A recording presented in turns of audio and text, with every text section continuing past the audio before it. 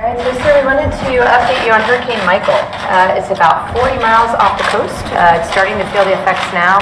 It is a very dangerous Category 4. And just to remind the press, Hurricanes Harvey, Irma, and Maria were Cat 4s. So these are big storms that we're looking at. So it'll hit the Panhandle, as you can see in this one right here, sir, and then it will go through Georgia and the Carolinas. Unfortunately, on the tail end, we do expect additional rain in the Carolinas, which could lead to additional flooding. FEMA is leaning forward, as we are with our interagency partners. We're forward deployed. We have search and rescue ready to go. We're in very close contact with state and local authorities. We've all spoken with the governor and local officials. And I'll turn it over to Brock to give additional detail. Unfortunately, this is a Gulf Coast hurricane of the worst kind because all of the elements associated with hurricanes come into play. So as you see on the left, the storm surge estimates are anywhere between 9 and 14 feet. Storm surge is going to be the worst where the eye makes landfall, just to the east or south of where the eye makes landfall. Somewhere right now it's projected between Panama City, Apalachicola, and then it's going to push forward. So not only is it going to bring 14 feet of ocean water and coastal flood inundation, there'll be wave action on top of that, which is the primary driver of why we evacuate, sir. And then coupled with that, you've got over 145 mile per hour winds. Structures built before 2001 are not designed to handle that type of wind typically. And it's going to unfortunately push through the state. So we're asking citizens in Southwest Georgia, Central Georgia to be vigilant and make sure that they understand what's about to come, because this area is going to see a Cat 1, Cat 2 storm as it moves inland. And with the vegetation there, what we're anticipating is a lot of downed trees impacting the power grid.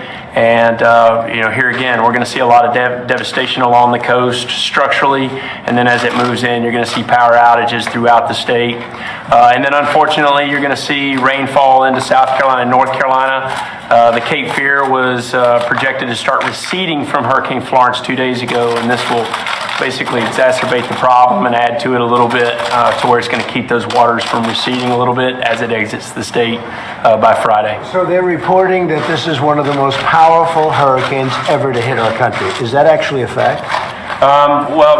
So in this area, this would be the most intense hurricane that struck this area since 1851, if I remember correctly. So this would be a big storm. Yeah. Intense, very intense. And this one is going to be heavy rain, or is it going to be the winds that are going to be the problem? Storm surge and winds. And then for Georgia, they're going to see high inland winds. So you may see sustained Category 1, Category 2 winds with higher gusts that are associated. So we're expecting a lot of damage inland as well. But we have leaned forward with Governor Scott and his staff and Director Westmall down in Florida. They've been leaning forward as well. And, right now there's no identified shortfalls when it comes to pre-positioning. So we have teams, equipment, personnel, not only with and embedded with state of Florida staff and some of the local county emergency managers, but we have equipment and teams staged in Maxwell to Atlanta to Orlando, ready to move in once the elements subside and push through, and then we can move in and attack. And we're working really closely with the private sector. So we have about 14 states, different utilities from 14 states are already ready to help with any energy outages. Electric companies are from all over the country, actually. They're all lined up. As soon as it goes by, they're going to be working. And we've got food supplies, food chains. We're working with all of the states. And let me ask you, this started out very innocently a week ago. This was a small storm in an area they never thought this, and it grew into a monster. Right, so the first initial indications from the National Hurricane Center started coming in around Saturday, and they picked it up and started raising the flag that, hey, this system's going to go from a wave to a depression and could potentially rapidly intensify. And unfortunately, that's typical of the Gulf Coast, and when they do this, citizens have less time to prepare or heed the warnings. We are concerned that many citizens chose not to heed those warnings, but we're prepared with search and rescue teams to try to go in and do what we can. Any questions, please? Yes. Are you concerned that folks in Florida and Georgia in the storms have weren't prepared enough and that there aren't enough evacuations? follow up on that point? Yesterday, we were concerned that we did not like the level of evacuation activity that we were seeing, and Governor Scott, kudos to him. He leaned forward, used the new wireless emergency alert capabilities that we have, and sent out text messaging last night, leaned forward and said, hey, get out of there. And so we were trying to get people to really take the storm seriously. A lot of people did heed the warning, but then there are those who chose to stay behind. And unfortunately, first responders may not be able to go in and rescue those who dial 911 at this point. Mr. President, can you give us a sense of the officials you've been in contact with and spoken to governor? I have, and the other governors, depending on what happens here, but they are all either contacted or are in the process. Had a long talk with Rick Scott, Governor Scott of Florida, very well coordinated with all of the states. And, one of the things that must be said is it's not so easy for some of these people to leave. Some of the areas are very poor. It's not easy for a person without the necessary money to leave. So what we've done is we've sent buses, we've sent a lot of different, we're doing a lot of different things to try and remove people from the area, but a lot of people are very poor in certain of those areas, and it's very tough for them to leave. That's one of the problems you're finding, I guess. Huh? Yeah, in some cases, what we ask to do on Blue Sky Days is ask people who may not have the means or the mechanisms to get out of town to register with their local emergency management agencies, and Florida's been pretty robust in doing that so that we have some idea of how to pre-plan for that. And then, we do what we can to be able to support the movement of people. When it comes to Georgia, we're not evacuating for storm surge in Georgia. This is going to be high winds, so we're asking people to get within a facility that can withstand the winds and try to shelter in place or seek out public shelters that may be open in Southwest Georgia. But if you look at the size, how long it is, take a look at that, and the red area basically is the area where it's going to hit pretty heavily. And that's a lot of shore. It's a lot of land. There'll be 4 feet in storm surge all the way down to Tampa Bay, which is very low lying and floods very easily. But to give you that idea of the breadth of its path, it is quite large. It's almost the entire size of the Gulf. When you look at it topically, it's almost the entire size of the Gulf, and they haven't seen that. Maybe they haven't seen that at all. Nobody's seen that before. The eye diameter is pretty wide, which unfortunately is not good news as it makes landfall. So some people may say it's similar to an EF3 tornado making landfall in areas that are close to the eye. So it's. Did last year's hurricanes in the area impair the infrastructure or weaken it in any way that they would struggle to deal with this year's hurricane? Not in this area. Irma did not really heavily impact the Florida Panhandle. Most of the hit from Irma was in the southwest portion of Florida, and then moved up through and created some issues in the Jacksonville area, northeastern portion. But this area, it's been a long time since it's been hit, so the vegetation hasn't been stressed, and we're going to see a lot of damage and devastation, unfortunately. And we have to set the citizens' expectations that the power is going to be out for a while. And what FEMA's role in that is, as the Secretary was saying, our partnership with the private sector is that we work with the Florida Power and Lights, the Gulf Powers, the Southern companies, the Georgia Powers, to be able to help them, facilitate their mutual aid to come in. And they've got power crews coming in from multiple states across the country that are already pre-staged. And when we're hit, we work with them to do what's called first push debris to get the roadways open and so that we can get them down the roadways to start fixing the power. But that's going to take some time. Mr. President, do you plan on changing any of your travel schedule next month? Well, we don't know. I know I was going to Pennsylvania. It looks like there are thousands of people already lined up, and probably will do that tonight. And we're going to go down here as soon as we can. We don't want to interfere with anybody, but we want to go as soon as possible. You have, right nearby, we have thousands of people going tonight, and many are there already. What time were you going to be there? What time were we planning on that? The rally night schedule is for 7 o'clock. Yeah, it's about 7. You going to go ahead? Well, I don't know what to do because you have so many people already there, and it's sort of unfair to them. So it's a mix. I'll be totally focused on this, but we're going to make a determination over the next little while. But you had people that. Is it more difficult for you to pay attention to storms if you're doing? No, because I have great people. including these two, but I have great people. It wouldn't make any difference in that sense, but I would like to be seeing what's going on. We want to get down there as soon as possible. At the same time, I don't want to go down where we're interfering with the people, first responders, the FEMA people. I want them to focus on the storm, not me. So we'll probably look to Sunday or Monday to go down and meet with the governors, meet with everybody, and do what we have to do, like we did in North Carolina, South Carolina, where that worked out really well. Now, they're going to get hit also. I mean, North Carolina and South Carolina are going to get a lot of water. Nothing like they had 2 weeks ago, but they're going to get a lot of water also, and that water is still draining out. So this is a pretty big problem. I really worry a little bit about South Carolina and North Carolina from the standpoint they're already saturated, and they're going to get a reasonable hit, right? Right, yeah, they will. So you're going to see as much as possibly 8 inches in isolated areas through South Carolina and North Carolina. And as I said, it's all about the rivers being able to process the water from Florence, and some of them haven't had the time to do that, so this doesn't help.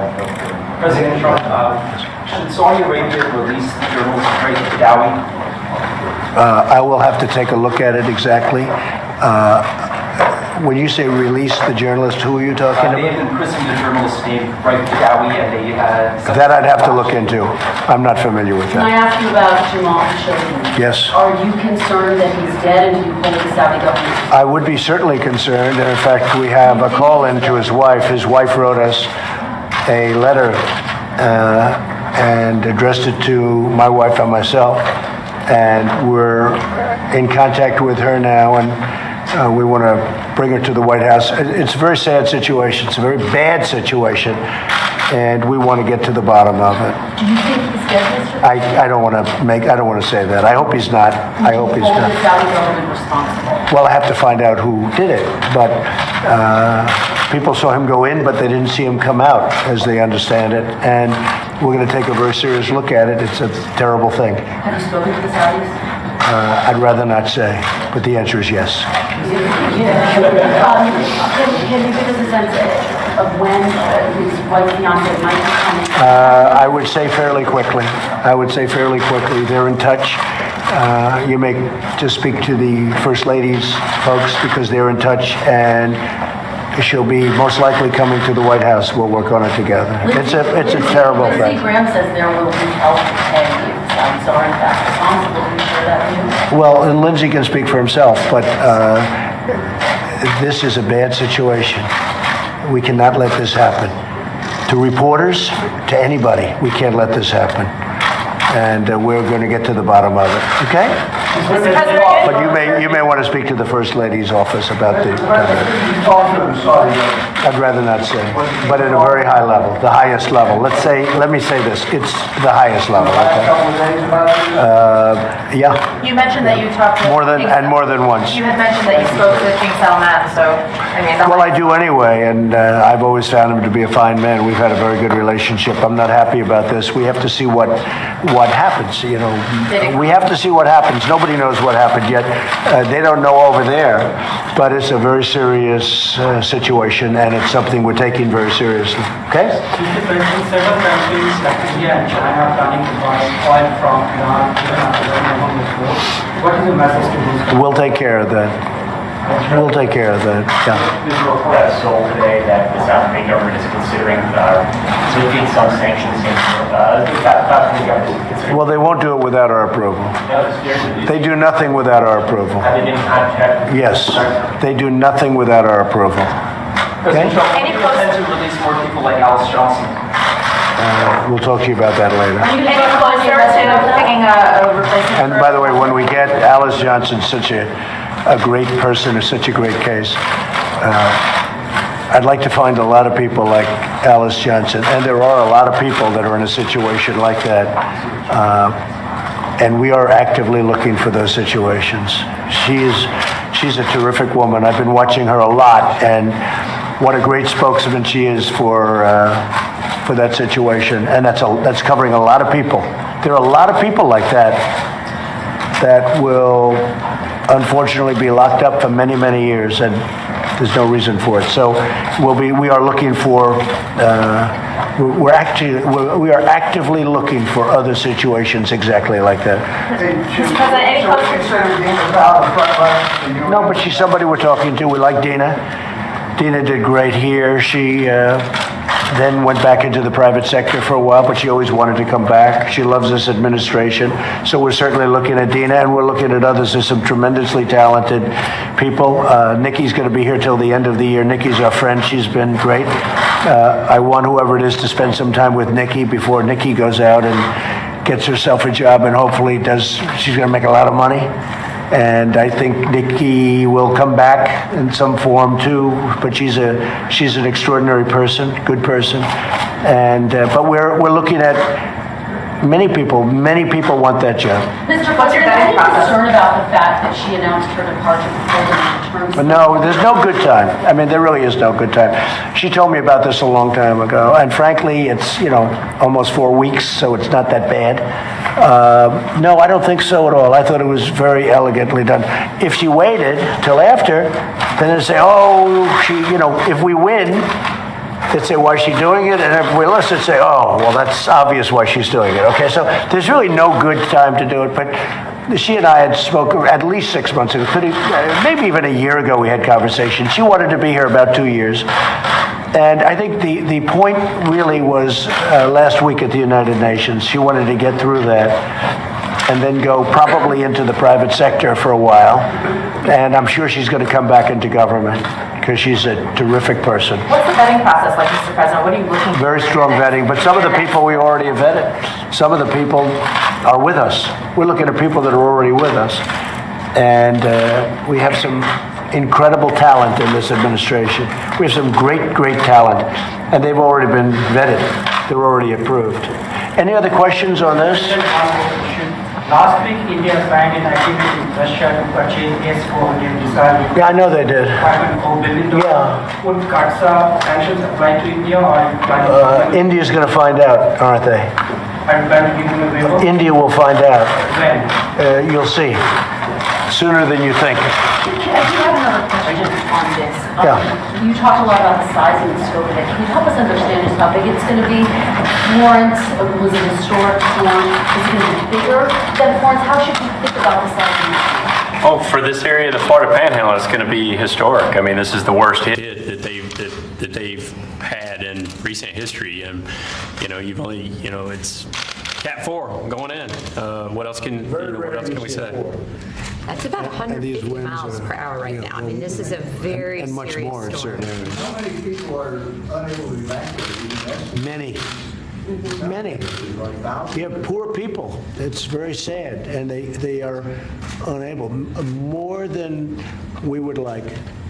More than we would like. And you have people that are stuck. They're just stuck there. We're moving a lot of people out. But you have some people that don't want to go out. They own a home and they just don't want to go out, and you can't force them to go out. But these are great people that I love this area. There's something about the people in the area, and they will be okay. They are strong, smart, wonderful people. But you have certain sections where really you have pretty extreme poverty. You don't have money. And it's very hard for those people. But we're moving a lot out. Do you have a message for those who are in the storms after that? I say, God bless you all. That's my message, because that's what it is. The storm is there. I mean, that storm is there. It's sort of too late to do anything about it now from the standpoint of moving. Tell us about that. If somebody said they're watching us now and they want to leave, it's The window to evacuate has come to a close. I mean, once in some cases on these barrier islands, they have to shut down drawbridges at certain sustained winds. And quite honestly, the ocean has already started rising in some of those areas where we're anticipating the storm surge. And as I said earlier, the most important thing is that you're in an area and you can't get out of that area. Try to get elevated and try to get in to a facility that you think can withstand the wind. Is there anything that you're doing for this storm differently than you did for Hurricanes Maria or any of the other past hurricanes? You know what? We're putting the full force of the federal government, the firepower of the federal government down and pre-staging to be able to help our state partners. We don't treat. But I do think we're trying to move people more here because of the winds. We're worried about the houses. You know, these houses weren't built for 180-mile-an-hour winds. You have wind gusts up to 185, they say. That's as bad as it, pretty much as bad as it can get. And these houses aren't built for that kind of destruction. So I think more than anything else, we're trying to move more people out than we've ever before. I think what was different was Governor Scott leaning forward and using the wireless emergency alert. I think that's the first time that it's actually been used in this platform, to my knowledge, and just trying to hammer home the. That was a great way to communicate with those barrier islands you see using that alert system. A lot of folks I think woke up and they were surprised when they saw Category 4. Were state and local officials or the federal government in any way quantified by the strength of this? FEMA was not by any means, and neither was the state of Florida. You know, the bottom line is that anytime we're dealing with a Gulf Coast storm, we always plan for one category, possibly two higher, because we understand that, trying to, forecast the intensity of these storms is very difficult for the National Hurricane Center to do. So therefore, we always plan one or two categories higher than what's actually forecast days in advance, because we know that the window to actually move people into position and get ready shuts pretty quickly in Gulf Coast storms because of the This is why we have National Hurricane Season, right? I mean, the whole season, we encourage everybody to be prepared, have your kits, know how you'll communicate with your family, know your evacuation route, because sometimes the increased intensity so quickly, if you're thinking about it then for the first time, you're not going to be safe. So that's why we have the season. During that whole season, you should be prepared for hurricane. Well, this was projected to be a storm 3 days ago, not a hurricane. And it grew as rapidly as anything they've ever seen. That's the problem. And we're very, very prepared. We have massive amounts of food and water that gets brought in immediately as it's leaving. I mean, literally, we follow it right in. And the electrical folks and, the different electrical companies, they have thousands, they're going to have over 10,000 people, and they're literally waiting, and they go and follow it in. They have to clear out the streets, but they literally follow it right in. So that's going to be okay. I mean, the thing we're worried about is that initial, the wind, because supposedly, if you believe everything you're seeing, not only from our people, if you see it on television, they haven't seen winds like this. So this is different than a lot of water, which is bad too. But they have not seen winds like this in a long time. Yeah, you can replace all the infrastructure. Some of it, they had almost 200 miles an hour, and I've never even heard of that before. I've never heard of it. It's almost like it's like a big tornado, a massive tornado. So we have to be very careful, and we just hope the structures can hold up, and if they can't, we hope people aren't in those structures, that they were able to get out. Well, thank you all very much. We appreciate it very much. Thank you demanding information? Yeah, we are. We're demanding everything. We want to see what's going on here. That's a bad situation. And frankly, the fact that it's a reporter, you could say in many respects it brings it to a level. It's a very serious situation for us and for this White House. We do not like seeing what's going on. Now, as you know, they're saying we had nothing to do with it. But so far, everyone's saying they had nothing to do with it. And it's inside of Turkey. And the Turkish government is working very strongly so far. So we'll see what happens. Sounds like you don't buy their denials. Well, I want to see what happens. And we're working very closely with Turkey. And I think we'll get to the bottom of it. Thank you all very much.